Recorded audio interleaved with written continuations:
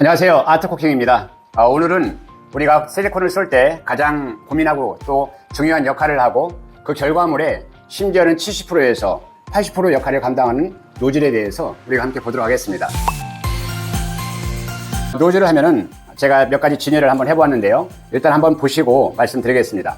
자, 여기 나와 있는 부분들은 제가 지금까지 쏘았던 것들을 이렇게 모아놓은 케이스고요. 우리가 가장 많이 접하는 것은 일반적으로 실리콘을 하나 사면은 이렇게 하나씩 줍니다. 가장 많이 우리가 이제 노즐 자르는 방법, 그런 걸 통해서 우리가 이제 보게 됩니다.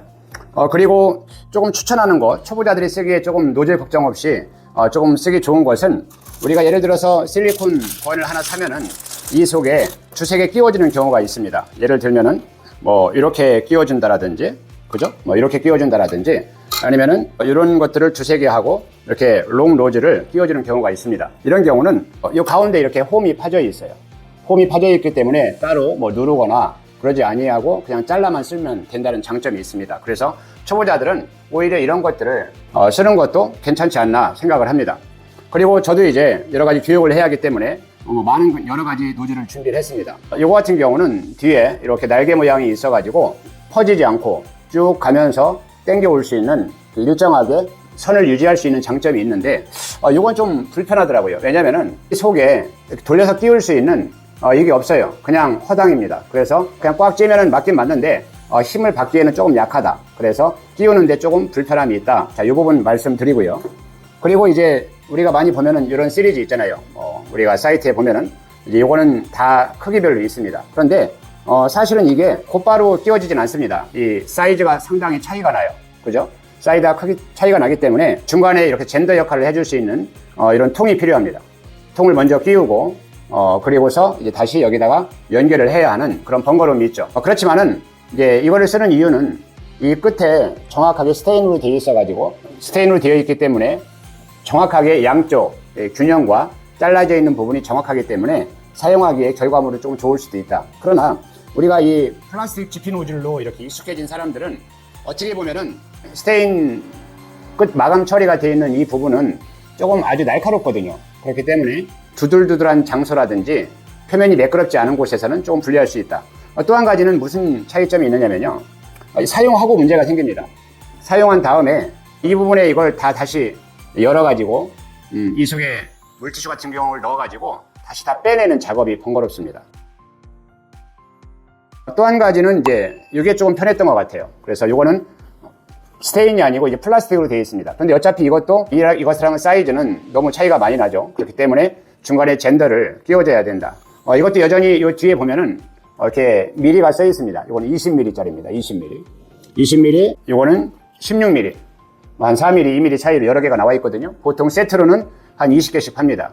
물론 이게 전문 업체가 아니라면 이렇게까지 구입할 필요는 없습니다. 그러나 있다라는 걸 구분해서 말씀드리고, 이것도 역시 중간 젠더를 연결한 다음에 이렇게 돌려서 끼워야 된다. 그러나 여전히 이것도 사용한 후에 다시 실리콘을 제거해야 하는 번거로움은 따라온다. 이렇게 말씀을 드립니다. 그리고 특별히 이제 우리가 화장실을 우리가 코킹을 하거나 좁은 틈새를 할 때는 우리가 어차피 롱 노즐이 필요합니다. 네, 그런 때는 이걸 하게 되는데, 이것도 또 번거로움이 뭐냐면은 길다 보니까 되게 제거하기가 쉽지가 않아요. 그래서 일회용으로 쓰기에는 아깝고 또 한 번 쓰고 계속 쓰기에는 번거로운 그런 불편함이 있다는 걸 말씀드립니다. 이거보다 더 길은 경우에는 이렇게 해서 더 연결해서 쓰시는 분들도 계시더라고요.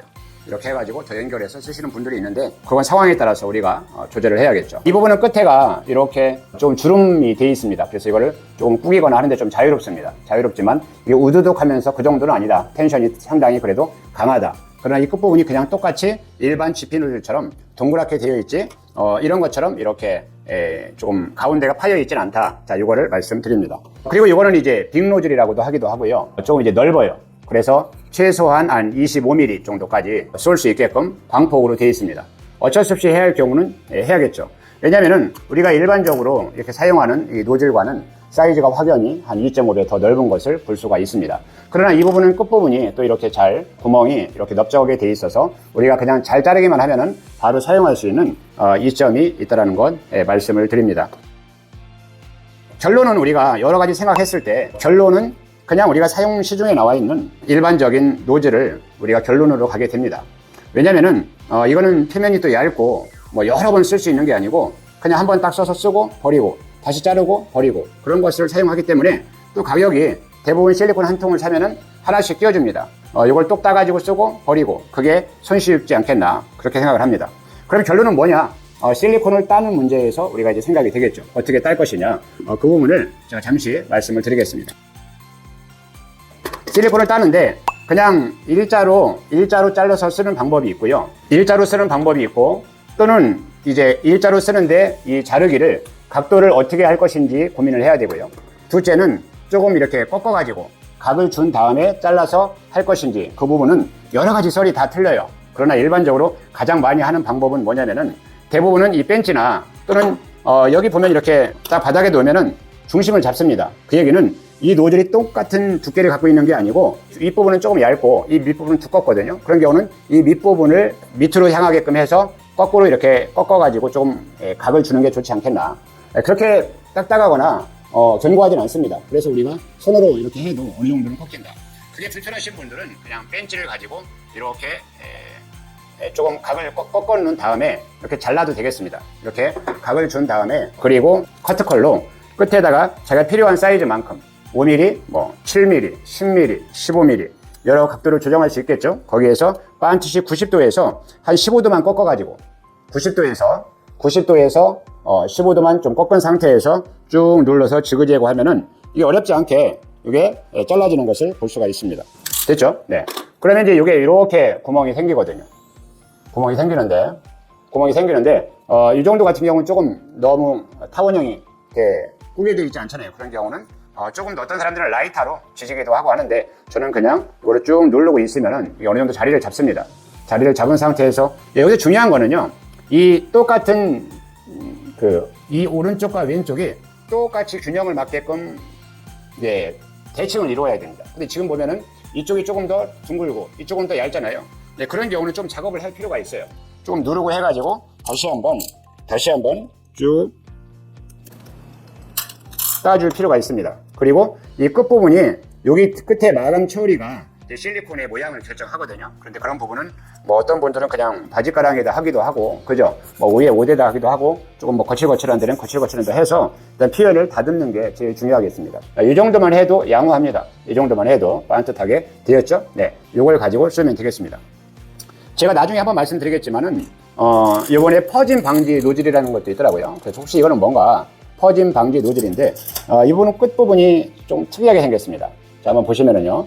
자, 이렇게 해서 중간에 이중으로 되어 있어요. 중간에 이중으로 되어 있어서 한번 앞에서 긁어주고 뒤에서 다시 한번 정리를 해주는 그런 하우징처럼 되어 있는 부분이 있거든요. 그래서 이 부분은 제가 한번 써보고 다시 기회가 되면 말씀드리도록 하겠습니다. 그 대신 이거는 제가 지금까지 봤던 노즐 타입 중에서는 그래도 제일 좋지 않을까 싶습니다. 네, 그래서 정리하면은 또 한 가지 마지막으로 이렇게 스테인으로만 되어 있는 게 있거든요. 그죠? 이런 것들은 바로 체결이 안 되기 때문에 이렇게 우리가 일반적인 노즐을 조금 자 이렇게 되어 있죠. 이렇게 쏠 수는 없지 않습니까? 그런 경우는 이 정도에서 한번 잘라주고 이때는 뭐 상관없이 막 잘라도 됩니다. 그리고 이 상황에서 이렇게 연결을 하면 되겠죠. 꼭 채우고요. 네, 꼭 채워도 이쪽 끝에는 아직 이 원 노즐이 밖으로 안 나와 있습니다. 이 상황에서 우리가 절연 테이프 같은 거 있으면은 이런 거로 몇 바퀴 돌려서 사용하면 되겠죠.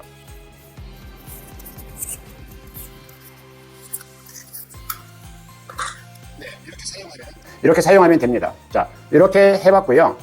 노즐 자르는 방법. 자, 다시 한번 정리해 드립니다. 노즐 자르는 방법을 그냥 아예 원 상태에서 정리가 안 된 상태에서 먼저 자른 다음에 구부리는 방법이 있고, 그죠? 어떤 사람은 먼저 구부리거나 벤치로 조금 안달 모양의 원을 만든 다음에 자르는 방법이 있고, 그죠? 또 어떤 사람들은 한번 자르고 그 다음에 라이터로 조금 더 가열을 한 다음에 벤치로 꾹 눌러가지고 최대한 납작하게 만든 다음에 한참 있다가 풀어가지고 쓰시는 분들도 계시더라고요. 그거는 여러분이 취향에 맞게끔 자기가 해서 하는데 여기서 정말 중요한 거는 자 여기서 이 각도를 얼마나 주느냐가 제일 중요합니다. 자 이거 지금 제가 반듯이 세웠거든요.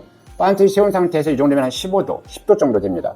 그렇지만 이게 만약에 아예 일자로 딱 잘랐다고 할 때는 뭐 이 각도를 조금 더 꺾어버리면은 더 파이면서 들어가겠죠. 그죠?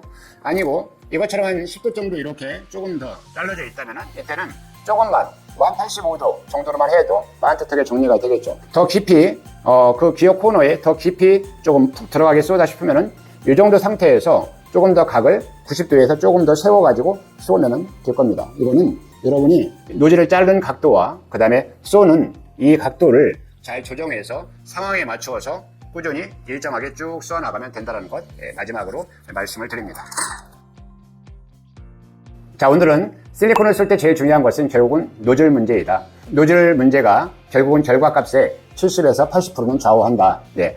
저도 여러 가지를 오늘 또 이렇게 보여드렸습니다. 보여드렸지만 결국은 우리가 한 번 정도는 그냥 사가지고 이렇게 사용할 수 있겠지만 계속적으로 반복적으로 우리가 작업을 하는 그런 케이스라면 오히려 차라리 우리가 시중에 나와 있는 일반적인 GP 노즐을 우리가 잘라서 그 상황에 맞추어서 널리를 해야겠다. 그렇게 결론을 내립니다. 그러나 너무 넓거나 또는 우리가 특별한 케이스에 뭐 20mm, 25mm 그런 경우는 이렇게 광폭 노즐이나 아니면은 이런 스테인으로 되어 있는 것들을 체결해서 사용할 수밖에 없다. 이렇게 정리해서 말씀을 드립니다. 뭐니 해도 처음 여러분이 사용하시고 간단한 한번 일회성 공사를 한다면은 우리가 이렇게 사용할 때 건을 하나 살 때 함께 보내주는 이런 노즐을 잘 사용하는 것도 요령이다라고 결론적으로 말씀을 드립니다. 네, 긴 시간 함께 해주셔서 감사드리고요. 앞으로 여러분 쿠킹에 좋은 정보들도 또 뵙도록 하겠습니다. 여러분 감사합니다.